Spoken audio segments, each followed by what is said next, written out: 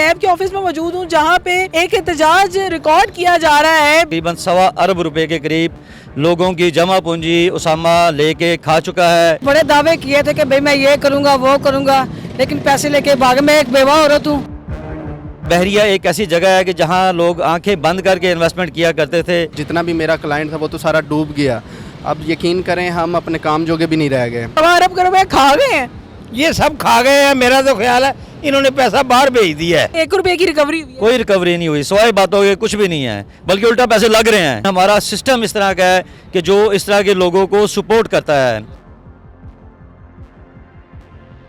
अस्सलाम वालेकुम व्यूअर्स, आप देख रहे हैं डेली सोशल पाकिस्तान और मैं हूं आपकी होस्ट अनहर मोइन। इस वक्त मैं नैब के ऑफिस में मौजूद हूं जहां पे एक एहतजाज रिकॉर्ड किया जा रहा है। बहरिया टाउन एक निजी सोसाइटी है जहां पर एक मॉल आज से कुछ अरसा कबल 2-3 साल पहले बनाया जाना था और उस हवाले से करोड़ों की इन्वेस्टमेंट की गई। कम से कम भी 1 अरब 10-15 करोड़ जो है वो रिकॉर्ड में आ रहा है। यहाँ पे इस वक्त अफेक्टिव्स मौजूद हैं, इनसे बात करते हैं कि क्यों अब तक 25-30 FIRs के बावजूद रिकवरी नहीं करवाई जा सकी। गिरफ्तारियां हुई भी हैं तो फिर भी उन्हें छोड़ दिया गया। क्या ऐसी वजूहत हुई हैं कि आज नैब ऑफिस आना पड़ गया? अस्सलाम वालेकुम सर। बिस्मिल्लाहिर्रहमानिर्रहीम।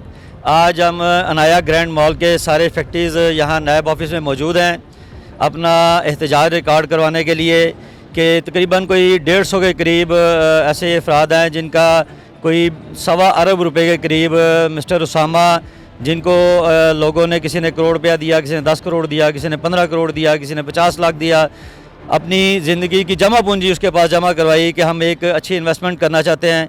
और बहरिया एक ऐसी जगह है कि जहाँ लोग आंखें बंद करके इन्वेस्टमेंट किया करते थे कि यहाँ हमारी इन्वेस्टमेंट सेफ़ भी है और उसमें अच्छा हमें आउटपुट भी मिलेगा। लेकिन बदकिस्मती से 3 साल होने को हैं, लोगों ने करोड़ों रुपया यहाँ पे जमा करवाया है। तकरीबन 1.25 अरब रुपए के करीब लोगों की जमा पूंजी उसामा लेके खा चुका है और मुसलसल लोगों को लारे लगा रहा है। लोगों ने बड़ी मेहनत करके उस पर पर्चे भी करवाए, लेकिन हमारा सिस्टम इस तरह का है कि जो इस तरह के लोगों को सपोर्ट करता है। आज तमाम लोग यहाँ नैब में इकट्ठे हुए हैं ताकि आज हम ये समझते हैं कि अल्लाह के बाद अगर नैब ही एक ऐसा इदारा है कि जो हमारी दादरसी कर सकता है और हमारी जो ज़िंदगी की जमा पूंजी है वो हमें वापस दिला सकता है। इसके लिए आज सारे फैक्ट्रीज यहाँ पे इकट्ठे। कितनी देर होगी आपकी FIR? हमारी FIR तकरीबन 1.5 साल होने वाला है। 1 रुपए की रिकवरी हुई है? कोई रिकवरी नहीं हुई, सिवाय बातों के कुछ भी नहीं है, बल्कि उल्टा पैसे लग रहे हैं। किसी ने आपके साथ ताउन किया हो कि इसको अंदर करवाने के बाद, या आपसे सवाए सबूत इकट्ठे करने के अलावा कोई एक काम किया हो?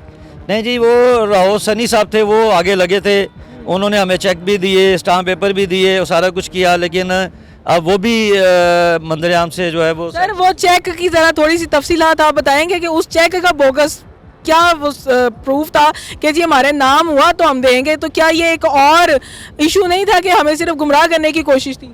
देखिए जी, हम तो ट्रस्ट ही कर सकते हैं ना। हमें ये बताया गया था, हमें ये पता चला था कि इसको उसामा से रावसानी साहब टेक ओवर कर रहे हैं, वो सबको पेमेंट वापस देंगे। मैं खुद उनके ऑफिस गया, उन्होंने मुझे स्टाम्प पेपर दिया, चेक दिए कि जी ये आपके पास, अगर आप कहेंगे वो भी मैं सबूत के तौर पे पेश कर दूंगा कि जी ये आपको पेमेंट आपकी वापस मिल जाएगी। उन्होंने 2 ऑप्शन हमारे सामने रखी थी, या इसको कंटिन्यू कर लें मज़ीद पैसे दे के जब हम इसको दोबारा कंस्ट्रक्शन शुरू करेंगे, या आप अपनी पेमेंट वापस ले लें।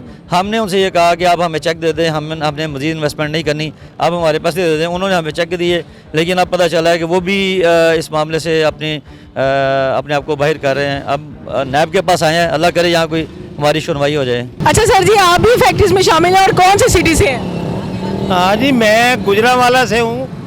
मेरी एक बेटी UAE में रहती है, एक बेटा रहता है। उन्होंने यहाँ फ्लैट ख़रीदे थे, उन्होंने ज़र मुबादला भेजा और हमें कहा गया कि 3 साल में ये मुकम्मल हो जाएगा, लेकिन 3 साल में बस एक दफ़ा कोई थोड़ा सा उसकी खुदाई हुई, उसके बाद कुछ भी नहीं हुआ और वो बंदा पैसे लेके भाग गया है। और हमने हर दरवाज़ा जो उसको नाक किया है, लेकिन हमारी कहाँ से भी कोई सुनवाई नहीं हुई। आखिरकार हमने नैब का दरवाज़ा खटखटाया है और हमें 100% उम्मीद है कि नैब हमारे पैसे वापस ले देगा। अच्छा सर, इस दौरान उसामा, दिलदार और ये जितने भी लोग हैं, करामत, चीमा और जितने शेयर होल्डर्स जो होते थे, हसीब हो गया सर, ये सारे लोग तसल्लियाँ बड़ी देते रहे हैं। क्या सिर्फ वो जो प्लॉट है वो तो प्लॉट था ना, उसके ऊपर कोई इन्वेस्टमेंट तो नहीं थी, वो तो इनका खरीदा हुआ प्लॉट था जिस पे ये काम करना चाहते। तो जो क्या ये 100 अरब 1.25 अरब रुपए खा गए हैं? ये सब खा गए हैं। मेरा तो ख्याल है इन्होंने पैसा बाहर भेज दिया है और ये हमारे मुल्क के लिए भी नुकसान है। और जितने लोगों ने गरीब को पेंशन, मैं पेंशनर हूँ, मैंने भी 2 फ्लैट लिए थे। मेरा बेटा बाहर रहता है, उसने पैसे कमा के 1 फ्लैट लिया था। बेटी है वो भी बाहर है तो उसने भी 1 फ्लैट लिया था। और भी बहुत से लोग हैं जो बेचारे बड़ी मुश्किल से पता नहीं उधार लेके उन्होंने फ्लैट लिए, लेकिन उनके पैसे ज़ाया हो गए। तो आखिरी उम्मीद जो हमारी नैब पे है, इंशाल्लाह नैब हमें रिकवरी करवा देगी। अच्छा सर, आपने तो बाकायदा इन्वेस्टमेंट भी करवाते रहे हैं और इनके साथ आप काम में लगे रहे हैं, आपका क्या नुकसान हुआ? हमारा नुकसान यही है कि हमने इतने टाइम से बैरी में मैं प्रॉपर्टी का काम कर रहा था, वो जितने भी मैंने कोशिश करके इन्वेस्टर तैयार किए, अपने क्लाइंट तैयार किए, उस सब को इन्होंने फंसाया। उसके बाद जो है ये सारे गायब हो गए और जितना भी मेरा क्लाइंट था वो तो सारा डूब गया।